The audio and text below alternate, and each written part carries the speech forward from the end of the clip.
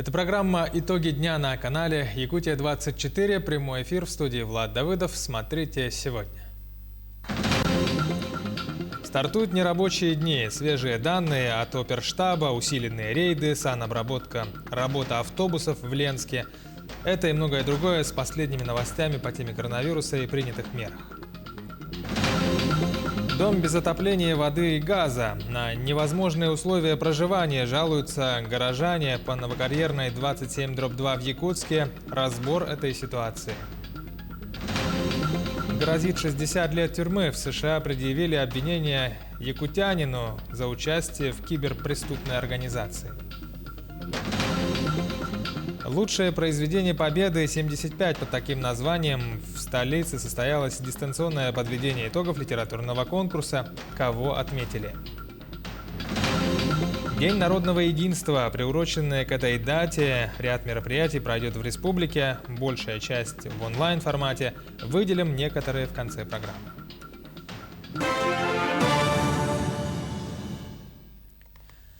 Минюст США предъявила 38-летнему якутянину обвинение в участии в киберпреступной организации. По версии американской стороны, с ноября 2015 года по август 2020 якутянин и еще несколько человек занимались кражей денег, конфиденциальной информации, а также наносили ущерб компьютерным системам граждан, финансовых организаций, школьных округов, госучреждений и бизнеса. Для этого они использовали сеть сообщников и программистов для установки программного обеспечения под названием TrickBot, которое заразило миллионы компьютеров и компьютерных систем по всему миру. Следствие считает, что житель Якутска, который является разработчиком программ, был одним из таких сообщников. В случае признания виновным по всем пунктам ему грозит до 60 лет тюрьмы. К другим новостям. Алроса присвоила крупному алмазу имя государственного деятеля, народного депутата Якутии Владимира Членова. Почетный работник транспорта, почетный полярник России, заслуженный работник народного хозяйства Владимир Членов был награжден высшим орденом Якутии «Полярная звезда». Он ушел из жизни в январе этого года после продолжительной болезни. Напомним, к столетию Якутии Алроса присвоит имена известных якутян 100 уникальным алмазам массой более 50 карат. Крупным кристаллам присваиваются имена исторических личностей, героев соцтруда, выдающихся госдеятелей и других известных личностей Якутии. Эта программа рассчитана до 2022 года. Всемирный центр мамонта, который предлагается создать в Якутии, нацелен на реализацию полного комплекса научных и просветительских задач в области мамонтовой фауны. На его базе может быть развернут поиск находок и сохранение в первозданном виде, комплексное изучение останков и экспонирование для широкой аудитории. Амбициозная сверхзадача, которую призван решать такой центр, это возрождение мамонта в условиях развития биотехнологий. Об этом сообщил глава республики Айсен Николаев в ходе онлайн-заседания рабочей группы Арктического совета по устойчивому развитию в рамках председательства России в Арктическом совете. К теме эпид-ситуации за минувшие сутки в республике выявили 294 новых случая COVID-19, из них в столице 145 заболевших. Что касается районов, то антирейдинг продолжает Мирнинский район, следом Усть-Алданский, там 15 случаев заражения за сутки. Далее Оленёкский с отметкой 14, 13 случаев выявили в Алданском районе, по 12 заразившихся в Мегино-Кангаласском и Намском улусах. Еще в 12 районах республики от 2 до 9 случаев за минувшие сутки. Уважаемые жители Республики Саха-Якутия, на территории республики зарегистрированы в том числе и вирус гриппа. Соответствующее соединение гриппа и коронавируса дает достаточно серьезное осложнение, в том числе на здоровье каждого из нас. В связи с чем обращаем ваше внимание на необходимость обязательной вакцинации ребятишек против гриппа и, соответственно, самим также привиться от гриппа для того, чтобы избежать осложнений при возможном заражении. Санитарную обработку в подъездах многоквартирных домов города вернули в Ленске, рассказывает Анна Кожевникова. Запах из детства вернула пандемия. Для людей, родившихся в Советском Союзе, сегодняшняя обильная дезинфекция с помощью хлорки мест общего пользования и ручки дверей, обмотанные хлорированной марлей, навевают воспоминания о подобных процедурах в СССР. Это было повсеместно. Сегодня в связи с обострением эпидемиологической ситуации снова вернули ежедневную санобработку подъездов многоквартирных домов в Ленске. Нами было проведено совещание рабочее с руководителями управляющих компаний, на котором было принято решение о дополнительной дезинфекции многоквартирных домов. Отчеты они должны ежедневно предоставлять нам о проделанной работе. Помимо этого, дополнительно поручено руководителю «Гранит», который сегодня осуществляет перевозки пассажиров по городу, также о дезинфекции маршрутных автобусов. Дезинфицируют подъезды двумя способами. С помощью пульверизатора распыляют жидкий раствор на кнопки лифта, дверные ручки, поручни, те места, которых жители постоянно касаются руками. Второй способ – протирание помещения с раствором хлорки. Для пожилых женщин предоставляют немножко неудобства, потому что это запах устойчивый, как бы хлорки, да? Большинство людей относятся с пониманием. И даже иногда просят побрызгать их ручки. То есть жители собственные ручки они должны дезинфицировать сами. Да? Мы дезинфицируем только места общего пользования. Но случаются и такие просьбы. Конечно, мы не отказываем, мы всегда помогаем. Управляющая компания «Градсервис» обслуживает более 100 домов. Процедура дезинфицирования, конечно, вещь труда и финансово затратная. По рекомендации Роспотребнадзора санобработка должна проводиться ежедневно. Стараемся придерживаться этого. Во всяком случае, не реже 2 раз в неделю проводим санобработку. И ежедневно, влажное подметание с гипохлоритом натрия. Затраты эти никак не компенсируются, никем нам не возмещаются. То есть это ложится на плечи управляющей компании. Собственникам оплата за данную услугу не выставляется. Но все понимают, что такие меры необходимы, ведь только общими усилиями и личным вкладом каждого в свое дело можно победить пандемию. Анна Кожевникова, Виталий Андреев, Ленск. Также в Ленске в нерабочие дни с 30 октября по 7 ноября в связи с ухудшением эпидобстановки будет ограничена работа общественного транспорта. Такие изменения запланированы для того, чтобы сократить количество перемещений населения по городу. Организаторы перевозок компания «Гранит» составила новое расписание. Мы сократили 3 единицы, убираем вообще. У нас остаются 2 двойки, будут ходить ежедневно. То есть они охватывают весь город, поэтому нет необходимости в единицах. И маленько сократили вечерние рейсы по одному кольцу. Где-то до 8:30, в среднем до 8 до 8:30 будут ходить автобусы. Это в связи с ухудшением обстановки. И всех граждан призываю соблюдать масочный режим. Автобусы будут перевозить только пассажиров в масках. Проверка столичных объектов общепита, культурно-торговых заведений, общественного транспорта на соблюдение ограничительных мер по коронавирусу будет проводиться круглосуточно в период объявленных нерабочих дней. Количество проверяющих групп увеличится до 4. К проверке ночных развлекательных заведений будут привлечены сотрудники полиции. На нарушителей составят протокол, который направят в суд. По статье «Невыполнение правил поведения при ЧС или угрозе ее возникновения» грозит штраф от 30 до 300 тысяч рублей, за повторное нарушение от 500 тысяч до 1 миллиона. Любой житель Якутска сможет получить вакцину от COVID-19 без записи и прикрепления. Акция под названием «Ночь ревакцинации» пройдет 30 и 31 октября с 18:00 до 23 часов в здании Государственного цирка по улице Пояркова, 22, главный вход. С собой необходимо иметь паспорт, СНИЛС и полис медстрахования. Продолжаем выпуск. В службу спасения республики поступило донесение о том, что в Анабарском районе на реке Анабар застряло во льдах судно Сормовский 3066, примерно в 2 километрах от поселка Урюмхая. Образование ледовых полей не дало возможности двигаться судну в заданном направлении. Оперативным штабом на месте был выработан план по спасению этого судна и команды. Спасатели и представители компании «Алмазы Анабара» провели разведку на судне на воздушной подушке для определения маршрута эвакуации до точки отстоя на зимний период. Совместными усилиями ведомств был произведен большой объем работ по вызволению из ледового плена этого судна, и оно благополучно встало в пункте отстоя для зимовки. Спецтехника и рабочие Якутдорстроя в круглосуточном режиме проводят расчистку снега на улицах столицы в связи с интенсивными осадками.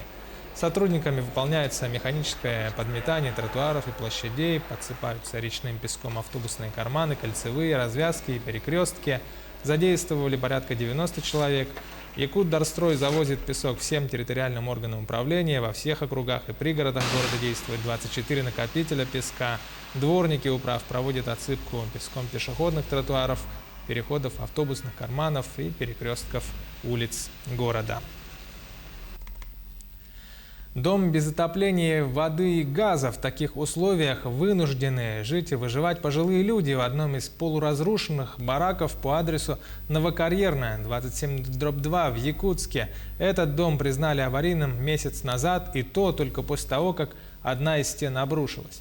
Городские власти предлагают жителям маневренное жилье, но шило на мыло пожилые люди менять не хотят. В ситуации разбиралась наш корреспондент Ульяна Шагина. Сегодня этот дом от обрушения держит всего лишь вот это вот пластиковое окно. Если его демонтировать, то совершенно точно, утверждают специалисты, дом сложится как карточная колода. Летом этого года одна из стен в этом доме обрушилась. Газовики, чтобы не рисковать, отключили тогда газ, а ведь дом отапливался именно от него. Потом отключили воду, так что старикам приходится носить воду из ближайшей колонки, а отапливаться электрическими обогревателями. Батарею новую купили, электрическую, и вот эту. И вот пока на улице тепло, погода шепчет. А что будет? Вот я сейчас газеты читала новые. Обещают нынче холодную зиму. Я не знаю, как будем.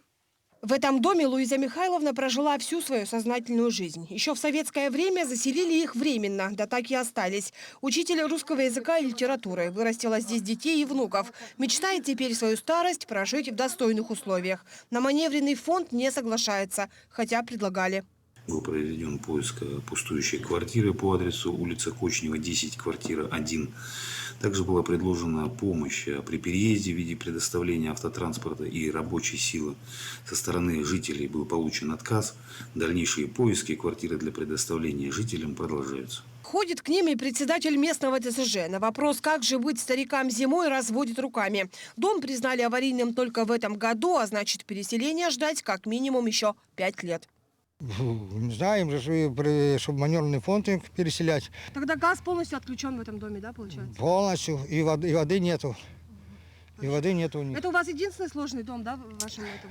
Нет, ну как. Вот эти все бараки блокированы застройкой 60-х годов. Многие после обрушения съехали. Старикам же деваться некуда, вот и живут. Каждую ночь просыпаясь от треска. В доме пахнет сыростью, потому что под полом вода. Пожилая женщина даже не может выйти на улицу, чтобы подышать свежим воздухом. После того, как сломала ногу, вынуждена сутками находиться здесь.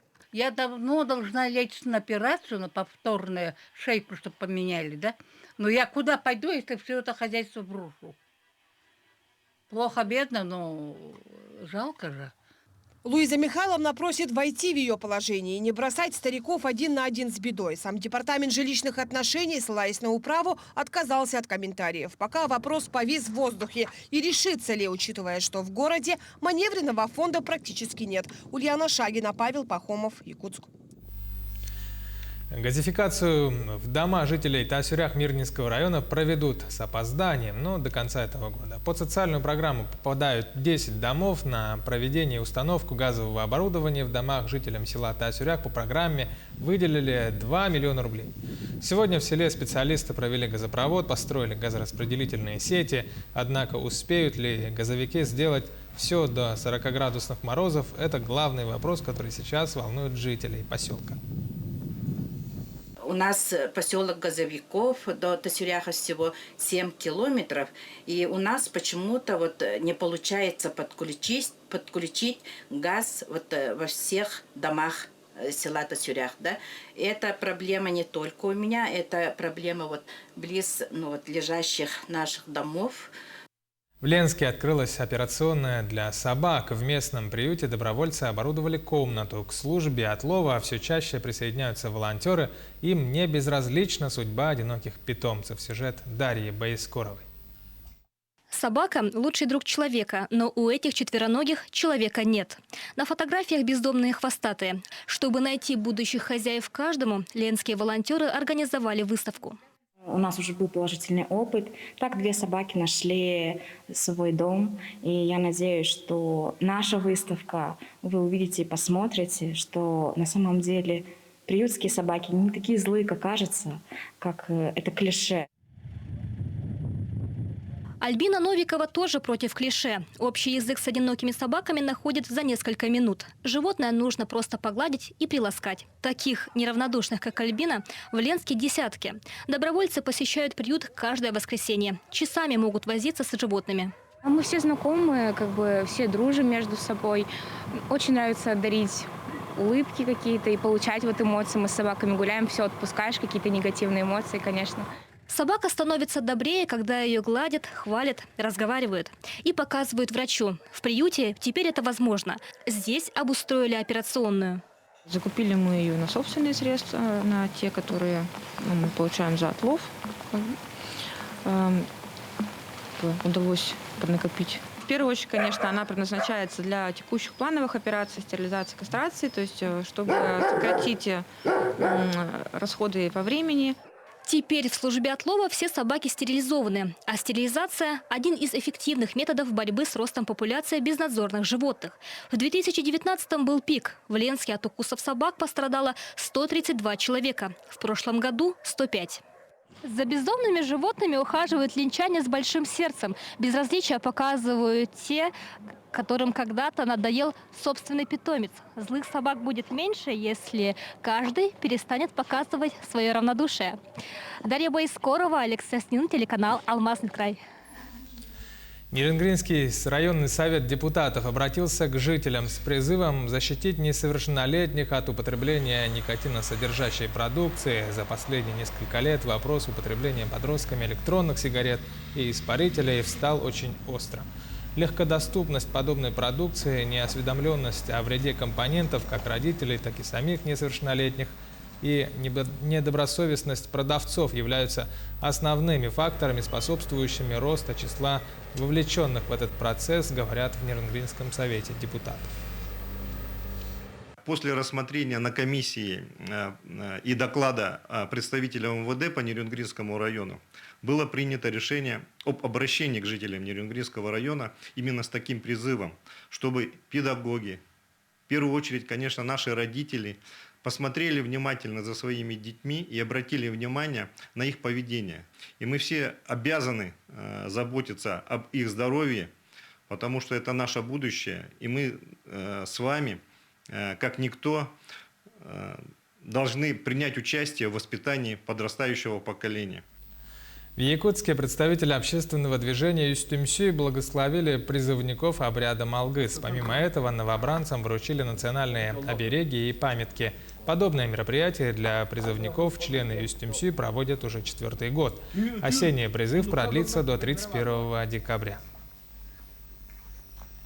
Каждый мужчина должен отслужить своей родине. Да, это честь каждого мужчины отслужить своей родине и достойно отслужить. Так. И ребята после службы к нам приходят и говорят, что наш обряд им помогал во время службы.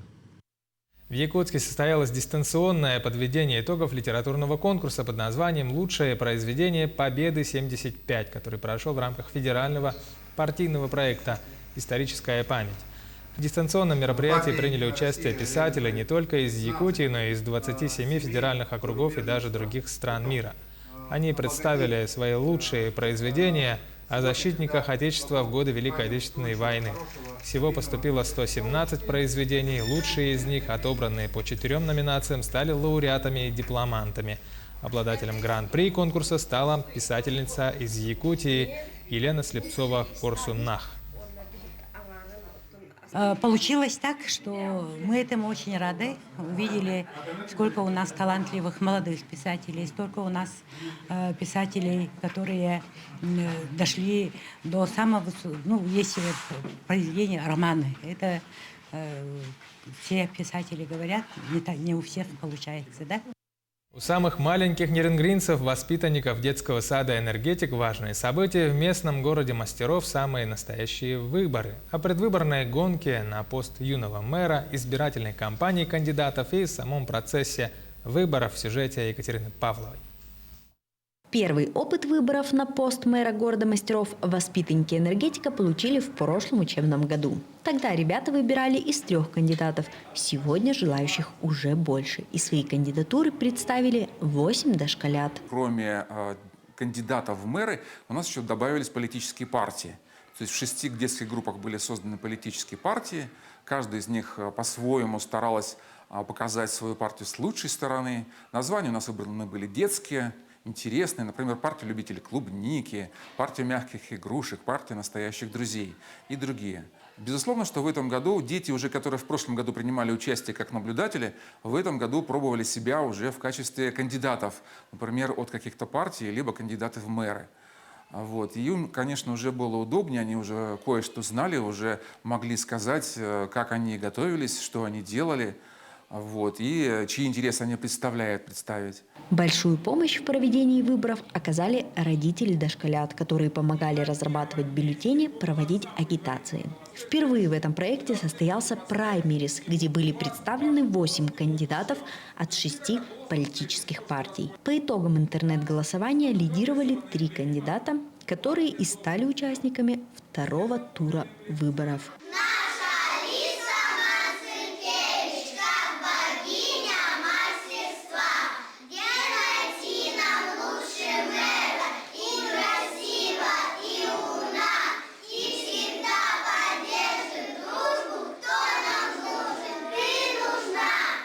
Голосование проходит на всех избирательных участках, группах садика. За ходом избирательного процесса следят наблюдатели.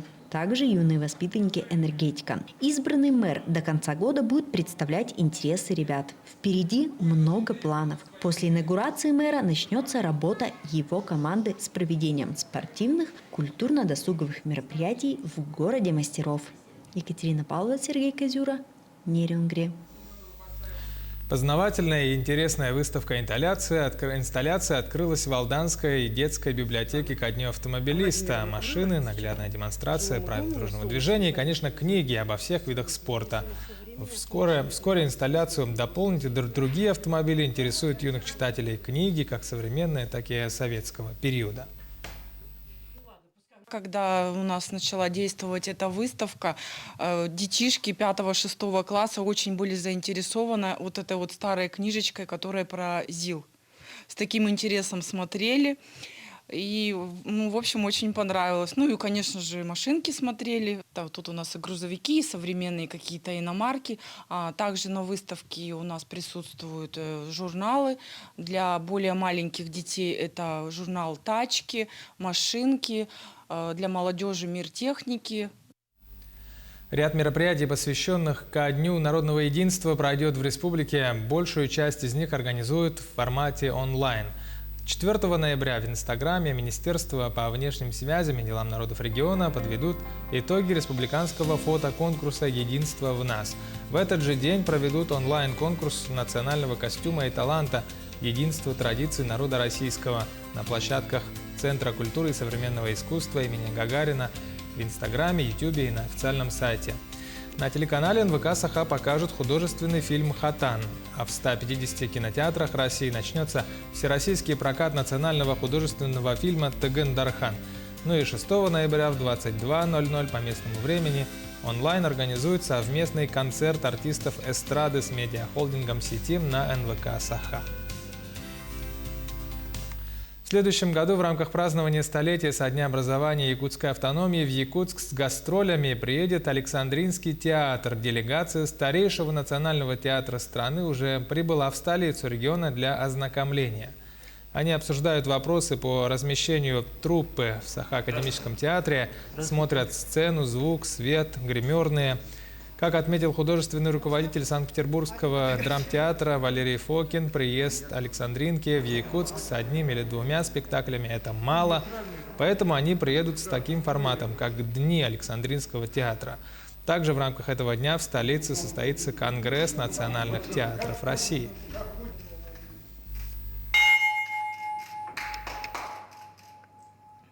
Приедем мы во второй половине июня, то есть где-то после 20-х чисел июня. Значит, когда у вас тоже тут есть и праздники, и всякие ваши, так сказать, торжества по этому поводу. Мы определились, что мы будем работать вот в этом театре, значит, в котором мы сейчас находимся и говорим. И, кроме этого, у нас есть спектакль один, который для нас очень такой важный, под названием «Сегодня 2016», который мы хотим показать на открытом пространстве. Это были итоги дня сегодня. Смотрите канал Якутия 24 и всегда будьте в курсе.